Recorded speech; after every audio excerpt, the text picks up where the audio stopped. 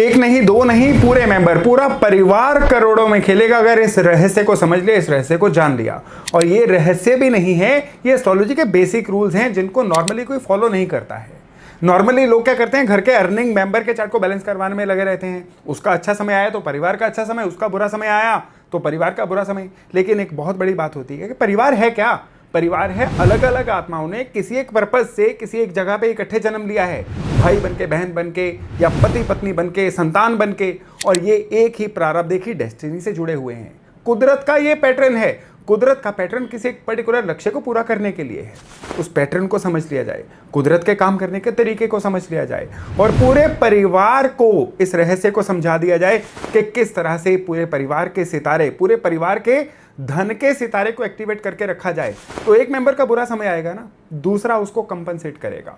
इस तरह से पूरा परिवार जो है कभी धन की समस्या में नहीं आएगा, धन की प्रचुरता जो है हमेशा बनी रहेगी, या सरल भाषा में कहें तो पूरा परिवार करोड़ों में खेलेगा। लेकिन इसको करना कैसे है, और इसका एक तरीका नहीं है, इसके बहुत सारे पहलू हैं जो आज के वीडियो में हम विस्तार से चर्चा करने वाले हैं। नमस्ते, मेरा नाम है योगेश शर्मा, स्वागत है आपका happy life with Yogesh Sharma में। और दोस्तों, इस वीडियो में आगे बढ़ने से पहले एक विनम्र निवेदन कि अगर अभी तक आपने अपने इस चैनल को सब्सक्राइब नहीं किया है तो कृपया सब्सक्राइब जरूर करिएगा और बेल बटन दबाना बिल्कुल मत भूलिएगा। एक जो फैमिली यूनिट है ना, उसमें नॉर्मली क्या स्ट्रक्चर होता है, घर में एक या दो मेंबर कमा रहे होते हैं और घर के बच्चे होते हैं, घर के सीनियर मेंबर्स होते हैं। लेकिन एक बात सभी में कॉमन है कि सभी की जन्म कुंडलियों में धन का सितारा कहीं ना कहीं तो बैठा हुआ है। उसको किस तरह से एक्टिवेट करना है, उसको समझने के लिए पहले आपको प्लैनेट्स जो है ना, उसमें समझना होगा कि कौन से ऐसे दो प्लैनेट्स हैं जो हमेशा मनी मैटर्स को कंट्रोल करते हैं। शुक्र नहीं है इसमें, राहु भी नहीं है। सबसे पहले एक प्लैनेट है जो मनी मैटर्स के देवता हैं, वो है बृहस्पति। बृहस्पति को किस्मत कनेक्शन बोला जाता है, बृहस्पति को प्रचुरता बोला जाता है, अबंडेंस बोला जाता है। बृहस्पति से ही तो जीवन में धन के रास्ते कभी रुकेंगे नहीं। तो घर के सारे मेंबर्स के बर्थ चार्ट के जो जुपिटर है ना, इनको हमेशा सही रखना है। अब कॉमन तरीका क्या है जुपिटर को सही रखने का? सबसे कॉमन तरीका है कि घर में एक बार पंडित जी को बुला के कोई धार्मिक अनुष्ठान जरूर करवाना चाहिए। दूसरा तरीका है सारे फैमिली मेंबर साल में कम से कम एक बार किसी सिद्ध तीर्थ स्थान की यात्रा जरूर करें। वहां की ऊर्जा जब घर लेके आएंगे ना, तो सारे परिवार का जो जुपिटर है ये 100% सही होगा। और जुपिटर जब सही होता है ना, तो तब आपको एक की जगह अनेक धन कमाने के रास्ते मिलते हैं। कभी धन रुकता नहीं है, और आप जितना डिजर्व करते हैं ना, उससे ज्यादा ही धन आपके जीवन में आता है। बाकी जन्म कुंडलियों में जुपिटर कहाँ है, खराब है, किसी बुरे ग्रह के साथ हैं, नीच हैं, वो तो वो दान पुण्य करके जन्म कुंडली को बैलेंस करवा के किया जा सकता है। लेकिन एज अ फैमिली जुपिटर को बैलेंस करना है तो उसके तीन तरीके। पहला तरीका धार्मिक अनुष्ठान करवाना और तीर्थ यात्रा करना।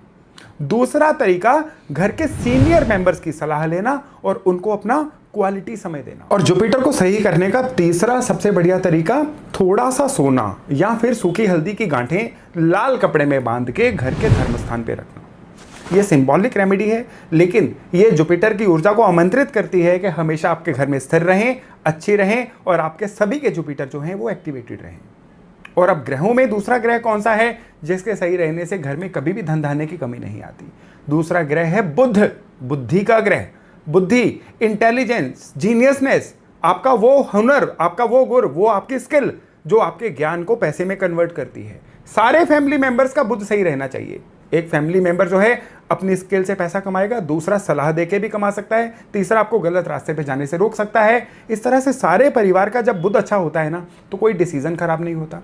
सारे परिवार का जब बुध अच्छा होता है ना, तो घर के अंदर कलेश नहीं होता, क्योंकि एक अच्छा बुध जो है ना, इंसान के अंदर चीज़ों को छोड़ देना, लेट गो करने की प्रवृत्ति बढ़ाता है।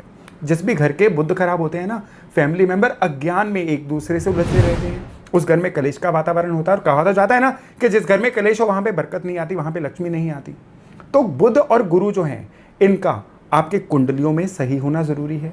प्रैक्टिस के द्वारा गुरु को कैसे सही किया जाता है मैंने बताया, लेकिन बुध को कैसे प्रैक्टिस से सही किया जा सकता है, उसके लिए सबसे जरूरी है कि घर के अंदर सौहार्द का वातावरण रहे। दूसरा, विद्या। जो भी फैमिली मेंबर पढ़ रहे हैं उनको अपनी पढ़ाई में फोकस लगाना है। जो पढ़ चुके हैं वो अपना बुद्ध किस तरह से सही रख सकते हैं, वो बुद्ध सही रख सकते हैं अपने शब्दावली में कंट्रोल लाके। कभी कटु वचन नहीं बोलने, कभी भी चुगली निंदा नहीं करनी है और कभी भी कुछ ऐसा हार्श नहीं कहना है जिससे सामने वाला हर्ट हो जाए। यानी वाणी में बैलेंस रखना जो है आपके बुद्ध को बहुत जबरदस्त हद तक सही करता है। बुद्ध को और सही करना है तो आपका वो फैमिली मेंबर देखिए जो बिल्कुल जिसके अंदर बुद्ध का एलिमेंट वीक है, यानी वो उनकी ग्रेस्पिंग पावर नहीं है, या फिर उनको चीजें जो हैं वो याद नहीं रहती हैं, या वो बहुत कड़वे वचन बोलते हैं, बात बात पे लड़ने को आते हैं। कांसे के बर्तन में उनको भोजन करवाइए, बुद्ध जो हैं सही हो जाएंगे। तो गुरु और बुद्ध जो हैं वो प्लैनेट्स हैं जो पूरे परिवार के बैलेंस होने चाहिए। अब इसके बाद बारी आती है फाइनेंशियल डिसीजंस। फाइनेंशियल डिसीजन किस तरह से? परिवार में आपके कोई एक दो मेंबर ऐसे हो सकते हैं जो शेयर बाजार में अच्छा कुछ करना चाह रहे हो, या जिनको शौक हो शेयर बाजार के थ्रू कुछ ना कुछ अच्छा करने का। तो यहाँ पे मुहूर्त का ध्यान रखना बड़ा जरूरी है। न्यूज़पेपर आता है, पंचांग आती है जिसमें रोज का शुभ चौघड़िया लिखा होता है। आपको उसके अनुसार जो है अपने अच्छे फाइनेंशियल डिसीजन को लेना है। कोई भी इन्वेस्टमेंट या कोई भी फाइनेंशियल डिसीजन अगर आप थर्सडे वाले दिन लेते हैं वो हमेशा आपके लिए शुभ रहेगा। और आपको स्पेशली कोई भी बड़ा फाइनेंशियल डिसीजन जो है वो चतुर्थी को, नवमी को और चतुर्दशी को, ल्यूनर कैलेंडर जो होता है या जिसको हम वैदिक कैलेंडर या हिंदू कैलेंडर बोलते हैं, उसकी चतुर्थी तिथि, नवमी तिथि और चतुर्दशी तिथि रिक्ता तिथियां कहलाती हैं। इन तिथियों में कोई बड़ा फाइनेंशियल डिसीजन नहीं लेना है। इससे आपका पैसे का लॉस होने के जो रास्ते हैं ना वो मिनिमाइज हो जाएंगे। और इसके अलावा आपको विशेष तौर पे ध्यान रखना है कि कई बार क्या होता है, काम करने के लिए कोई कर्जा लेना पड़ जाता है, कोई कंज्यूमर ड्यूरेबल लेने के लिए कर्जा लेना पड़ जाता है। तो उस केस में मंगलवार को कभी भी कर्जा नहीं लेना है। मंगलवार को लिया गया कर्जा कभी चुकता नहीं होता है, लंबा चला जाता है। मंगलवार को कर्जा चुकाइए। लेना पड़ जाए तो वो कर्जा बुधवार को लीजिए। बुधवार को लिया कर्जा जो है बहुत जल्दी चुकता होता है। ये थंब रूल है, इसको अप्लाई करेंगे ना तो जीवन में कभी भी कर्जा लंबे समय तक नहीं चलेगा। कर्जा सौभाग्यदायक रहेगा, आपकी जरूरतें पूरी करके वो कर्जा उतर भी जाएगा। इसके अलावा घर के पूजा पाठ में कुछ विशेष मंत्र हैं जिनको चैंटिंग करना जो है आपकी लाइफ में निरंतर रहना चाहिए। इसमें एक मंत्र है ओम श्रीम महालक्ष्माय नमः। महालक्ष्मी के आपको ऑनलाइन कई मंत्र मिल जाएंगे जो आपके उच्चारण के साथ मैच करते हो। सुन के जिन भी महालक्ष्मी मंत्रों का आप उच्चारण कर सकते हैं उनमें से कोई एक मंत्र लीजिए। रोजाना आपने कमलगट्टे की एक माला उस मंत्र की जरूर करनी है। महालक्ष्मी के मंत्रों का उच्चारण केवल दीपावली तक सीमित मत रखिए। इसके अलावा भगवान गणपति का जो सौभाग्य मंत्र है यह भी आप ऑनलाइन डाउनलोड करिए, उसको सुनिए, फिर उसको पढ़ना शुरू करिए। अब बारी आती है मंत्रों की। मंत्र कुदरत को भेजे जाने वाला एक ऐसा संकेत समझ लीजिए, ऐसा कोड समझ लीजिए कि जो अगर सही तरीके से कर लिया जाए ना तो नेचर के उस पार्ट से सीधे कनेक्ट करवाता है जो कृपा आप पाना चाहते हैं। यानी अगर धन लाभ के लिए मंत्र पढ़ेंगे तो धन लाभ होगा, स्वास्थ्य के लिए मंत्र पढ़ेंगे तो स्वास्थ्य लाभ होगा। जरूरत होती है सही समय पे सही मंत्र करने की। तो एक मंत्र जो रोजाना किया जा सकता है वो मंत्र कौन सा है? भगवान गणपति जी का सौभाग्य मंत्र। इसको आप ऑनलाइन बड़ी आसानी से डाउनलोड कर सकते हैं। इसका उच्चारण कैसे करना है ये भी आप ऑनलाइन बड़ी आसानी से सीख सकते हैं। कौन सा है ये मंत्र? ये मंत्र है ओम श्रीम गण सौभाग्य गणपतये वरवर्ध सर्वजन्मे वशमानय नमः। ये मंत्र रोजाना सारे फैमिली मेंबर अगर 11-11 बार भी बोलना शुरू कर देना तो भगवान गणपति की पूरे परिवार पे असीम कृपा होनी शुरू हो जाती है। इसके अलावा महालक्ष्मी का मंत्र, महालक्ष्मी के कई मंत्र हैं। आप इनमें से ऑनलाइन कई मंत्र महालक्ष्मी के हैं जो आपको सूट करता है बोलने में, उसको बोल सकते हैं। ओम श्रीम ईम श्रीम कमले कमलालय प्रसीद प्रसीद श्रीम ह्रीम श्रीम ओम महालक्ष्माय नमः। इस मंत्र का रोज 108 बार कमलगट्टे की माला पे जप करना शुरू करिए। सारा परिवार करे तो और बढ़िया। इसके अलावा अमावस की रात को भगवान कुबेर की आराधना जरूर करिए। भगवान कुबेर जो हैं ये देवताओं के खजांची हैं। महालक्ष्मी की कोई भी कृपा हो भगवान कुबेर के मर्जी के बिना नहीं आती है। तो भगवान कुबेर का कौन सा मंत्र है जो उनकी डायरेक्ट कृपा को आपके साथ जोड़ता है? वो मंत्र है ओम ह्रीम श्रीम क्रीम श्रीम कुबेराय अष्टलक्ष्मी मम ग्रहे धन पूराय पूराय नमः। ये मंत्र जो है ये इतना विलक्षण मंत्र है ना, अगर हर अमावस को एक माला जप इसका कमलगट्टे की माला पे ही किया जाए तो भगवान कुबेर जो हैं अष्टलक्ष्मी की कृपा को आपके घर में स्थापित करना इंश्योर करते हैं। खाली यही नहीं, अब घर की बात चली है ना तो घर के वास्तु में आपको कुछ ना कुछ तो चेंज लाने होंगे अगर आप चाहते हैं कि आपका परिवार करोड़ों में खेले। वास्तु में किस तरह के चेंज लाए जा सकते हैं? आपके घर में अलग अलग जोन हैं। एक जोन है जिसको हम हेल्थ जोन बोलते हैं, लेकिन एक जोन है जिसको वेल्थ जोन बोला जाता है, फाइनेंस जोन बोला जाता है। अब फाइनेंस जोन जो है ना, इसमें नॉर्थ का एरिया आता है, इसमें साउथ ईस्ट का एरिया आता है और इसमें नॉर्थ ईस्ट का एरिया आता है। मैं फिर से रिपीट करता हूं, जो नॉर्थ का एरिया है ना, उत्तर का एरिया, ये एरिया पक्का करता है इस बात को कि आपके घर के अंदर इनकम का फ्लो जो है ये निरंतर बना रहे।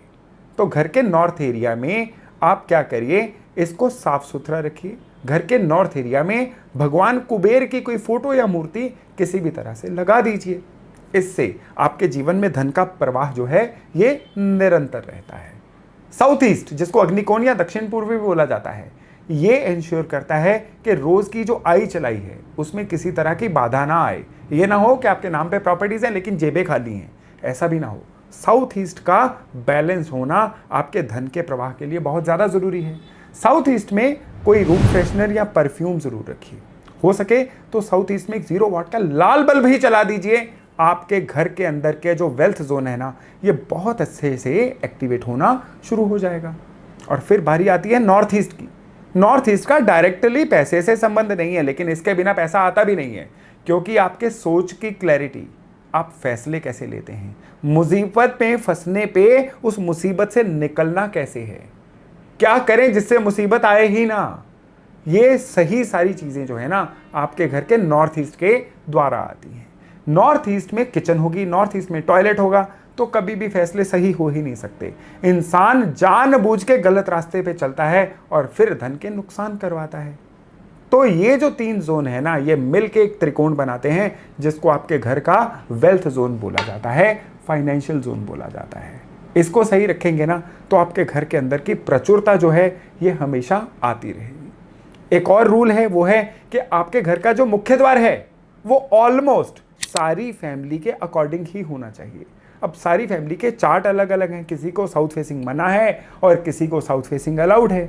तो किस तरह से करें, आपके पूरी फैमिली के जो बर्थ चार्ट है ना, उसके अकॉर्डिंग आपके मेन गेट को अलाइन किया जा सकता है। यूं तो ये वास्तु विजिट का एक विषय रहता है, लेकिन फिर भी एक फ्लैट इसका रूल है कि गोल्डन कलर के स्वस्तिक जो हैं मुख्य द्वार पे लगा दिए जाएं। तो आपका जो मुख्य द्वार है, इसकी जो भी ऊर्जा होती है ये आपके परिवार की फेवर करना शुरू करती है।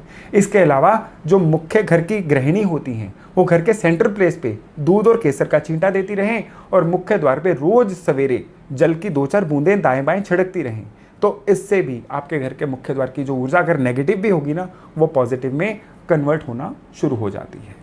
और ये कहने की ज़रूरत नहीं है कि टॉयलेट्स के दरवाजे हमेशा बंद रहें, घर के अंदर साफ सफाई रहे और घर की ये दीवारें जो हैं उन पे भी पूरी तरह से कभी ना कलर हो ना वहाँ पे सीलन हो। इस तरह की चीज़ें नहीं होनी चाहिए। ये घर के अंदर की बरकत को ख़त्म करती हैं, धन के फ्लो को ख़त्म करती हैं। खाली यही नहीं, इसके अलावा कुछ मुख्य चीज़ें हैं जो आपके घर के अंदर धन के फ्लो को पूरी तरह से इंश्योर करती हैं। कौन सी हैं वो चीज़ें? वो हैं कि आपके जो शीशे हैं घर में, वो कभी भी साउथ वेस्ट या साउथ वेस्ट से साउथ के बीच में नहीं होने चाहिए। यहाँ पे बड़े बड़े शीशे लगाना जो है ये धन की कमी बताते हैं। आपकी जो सेफ है वो भी किसी गलत जोन में नहीं होनी चाहिए, क्योंकि जहाँ पे धन या चेकबुक पासबुक रखनी है ना, वो जगह गलत होगी ना तो धन की बरकत कभी नहीं आ सकती। और तीसरी और सबसे इंपॉर्टेंट चीज़, आपके घर का जो अग्नि स्थान है ये नेगेटिव जगह पे नहीं होना चाहिए। आपके घर की अग्नि जो है ना, ये घर के अंदर धन लेके आती है। ये जल की दिशा में होगी या गलत दिशा में होगी ना, तो आपके घर के अंदर धन जो है सीजनल आएगा, लेकिन ज़्यादातर धन का कलेश ही बना रहेगा। तो दोस्तों, इस तरह से हमने देखा कि किस तरह से गुरु बुध को सही करके, किस तरह से तीर्थ यात्रा करके, किस तरह से अपने बुद्ध को अपने प्रैक्टिस के द्वारा सही करके, अपनी वाणी के द्वारा सही करके, घर के वेल्थ जोन को सही करके या मंत्रोच्चारण करके हम एक ऐसा माहौल क्रिएट कर सकते हैं जिसमें किसी एक का खराब टाइम किसी एक के अच्छे टाइम से कंपनसेट हो जाएगा।